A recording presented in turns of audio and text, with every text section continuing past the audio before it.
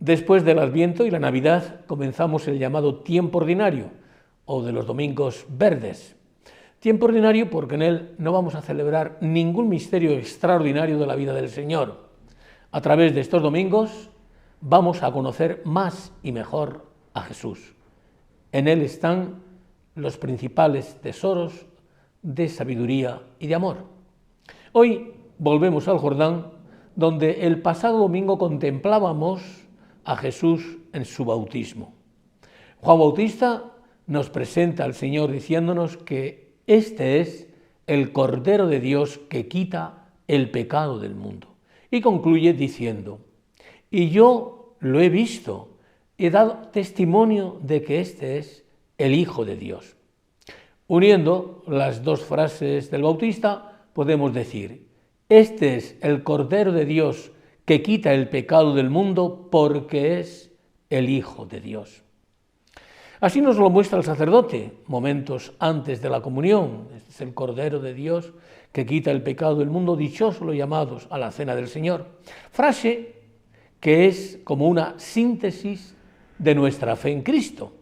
Creemos firmemente que Cristo Jesús vino como hombre, siendo el mismo Dios, para cargar sobre sí el pecado de la humanidad como cordero que iba a ser inmolado.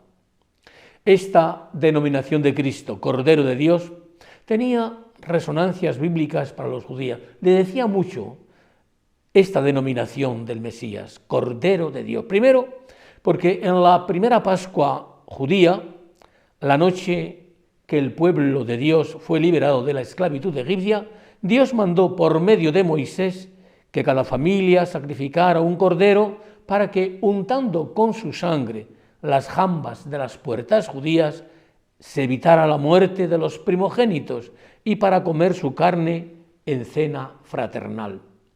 Aquel cordero, primero, seguía siendo cada año la víctima que recordaba la noche memorable por generaciones y generaciones. Aquel cordero quedaría ahora suplido para siempre por Cristo, Cordero Pascual, víctima en la cruz, Salvador de toda la humanidad por su sangre, dando comienzo así a la Pascua cristiana, que renovamos en cada una de nuestras misas. Cordero de Dios, que cargando sobre sí el pecado del mundo, lo quitó mediante lo que podemos llamar sufrimiento vicario, es decir, sufrimiento de quien en sí mismo no es culpable, sino que padece por otros. Así lo explicó San Juan Pablo II en el Ángelus del día 10 de septiembre del 89. Decía, esta invocación, Cordero de Jesús, víctima por los pecadores, nos recuerda que Jesús, según la palabra del apóstol Pablo, fue entregado por nuestros pecados, pues aunque él no había cometido pecado, Dios le hizo pecado por nosotros. 2 Corintios 5.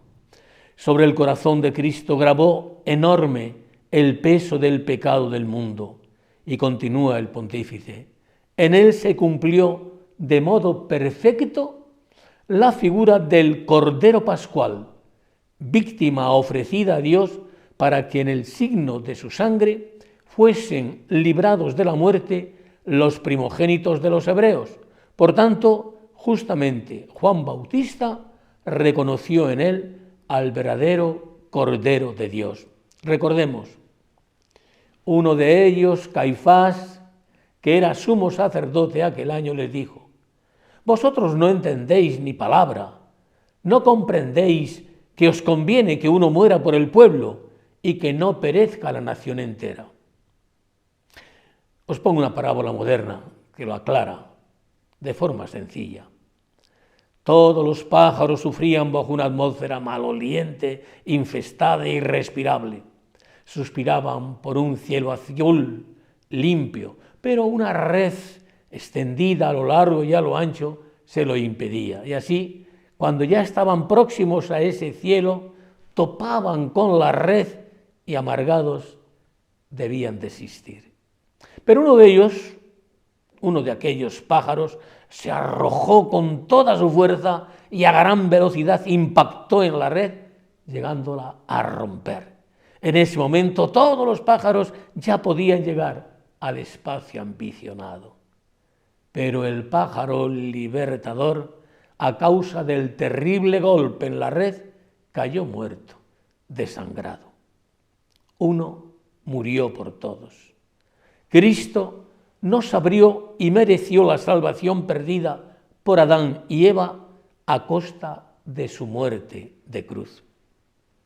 El profeta Jeremías, perseguido por sus enemigos, se comparaba a un cordero llevado al matadero, imagen aplicada al siervo de Yahvé, Cristo, que muriendo para expiar los pecados de su pueblo, aparece como cordero llevado al matadero, mudo ante los esquiladores. Ciertamente los corderos también son símbolo de mansedumbre. Nos lo dijo él: aprended de mí, que soy manso y humilde de corazón. Recuerdo uno de los sueños de Juan Bosco, cuando apenas contaba 9 años. Dice que se vio rodeado de una multitud de chiquillos que peleaban entre sí, blasfemaban.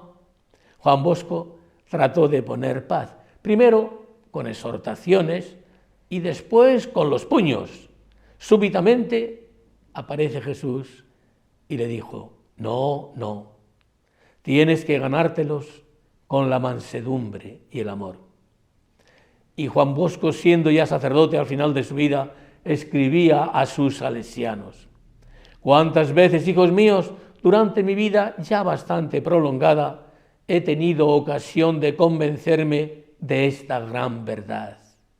Es más fácil enojarse que aguantar, amenazar al niño que persuadirlo.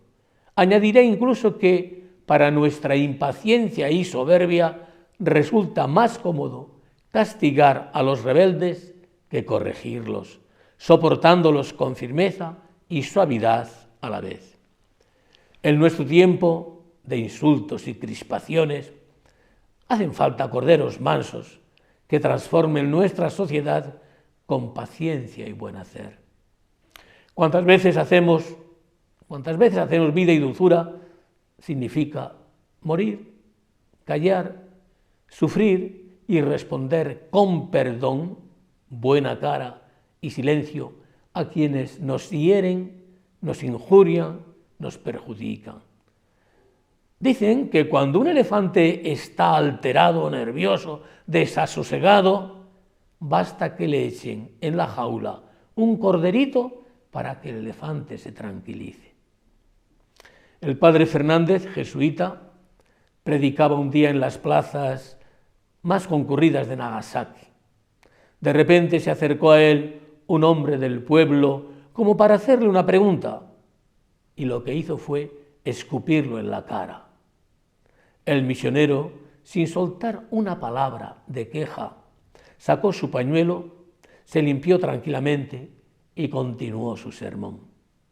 Todos quedaron maravillados y juzgaron que una religión que infundía tanta paciencia solo podía venir del cielo. Uno de los más distinguidos letrados de la ciudad, que presenció el suceso, al terminar el sermón, abrazó la fe de Cristo y otros muchos siguieron su ejemplo. Decía San Francisco de Sales, y con esto termino, lo decía de las personas iracundas: muchos obran como la persona que, deseando reparar un tejado, rompe más tejas de las que coloca. Hasta el próximo día, si Dios quiere.